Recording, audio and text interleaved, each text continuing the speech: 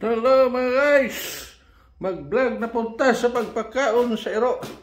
Mao kini ang ato karon recipe sa mga iro. Mga fried chicken na ay beef, gamay nga beef, fried chicken, mga paas manok ug ham. Hamon. Yan, mao na hamon, ham. Okay, mao ni karon ang atong recipe sa pagpakaon sa iro. Mga guys, okay, pizza 5 karon sa Enero 2025, January 5, 2025. Okay, mao kini ang atong recipe. Mao ni ang ato karon recipe sa mga pagkaon sa iro. Iuna nato paghatod kining ni asawala nila didto ni Batoy-toy ug ni Teddy Bear. Okay, let's go. Okay mga guys, niya na atas sa pwesto nila ni Batoy-toy ug ni Teddy Bear. Para si Batoy-toy ug si Teddy Bear. Okay, naghagwa-hagwa silang duha. Nara ilang outpost, tura akong balay. Yara ilang pagkaon. Okay, pangaon naman Batoy-toy. So, sige, banatan daw ng ham. Tanaon tago sa unahon nila. Uy, busog pa man ni si Teddy Bear. Papamukaon. Yan, mao nang ilang recipe karon. Mga ham, mga paas manok, fried chicken, ug kanang beef na ay gamay nga kanang puti, turkey. Ayan. Banatan na yun ni Batoy-toy ang ham. Karon ang ato na sadhatdan og pagkaon katungtuan na pud sa pikas. Sila si Rotsin ug si Bakiki dito sa Luyo. Ang ato na pud hatdan pagkaon. Ako na gidaghan kay ang sobra nila kanang mga ihas diha nga iring na sa lasang ug mga ilaga ug mga langgam diha. Mao nay motiwas anak nila pagkaon anang ilang gi-serve nako nga pagkaon kung dili nila mahurot. Okay mga guys, no? Ato na pud hatdan dito sa pikas.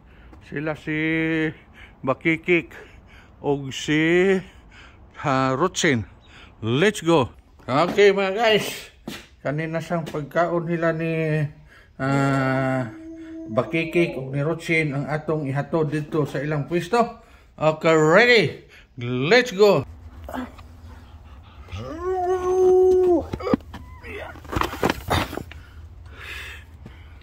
Okay mga guys, yan nata sa pwesto nila ni Bakikik ug ni Rotsin. Nara si Rotsin ug si Bakikik. Ato nang giserve ang ilang pagkaon, nara mo. Ayan. Hingtangag dayon si Rotsin sa kuan. Paas manok. Yun na. Paas manok. Yun no. Ako kayo. Tanahon na si Bakikik. Uy, si Bakikik. Gibanatan dayon ang ham. Yan mga guys. Okay.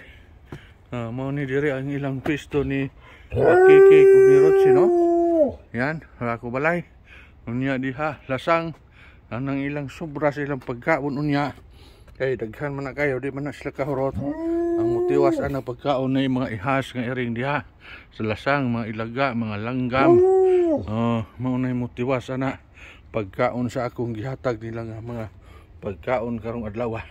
Okay mga guys, andamo na pud nato ang ilang imnonon nga gatas. Kaya na naman ang ilang pagkaon. Ito na pud sa balay ang gatas na sad. Okay mga guys, nira ang gatas nga akong giandam sa ako mga iro. Nilang upat. 21 na kabuok. Tag pito-pito kada linya, tulo ka linya, 21 kabuok. Mao ni ang atong ipainom sa ila. Kut doon tanig abli atong ihatag sa atong mga iro karon adlaw. Okay, atong ablihan isulod na to diha. Let's go. Okay mga guys, naabli na ang 21 ka packs ng gatas. Ako nang gisulod diha, no? Ato nang i-serve sa ila dito sa ato mga iro.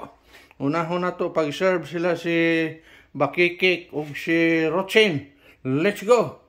Okay mga guys, diyan na si Rotsin ug si Bakikik. Ato nang itaga gatas sila. Rotsin and Bakikik, drink milk kamo ha. Yan.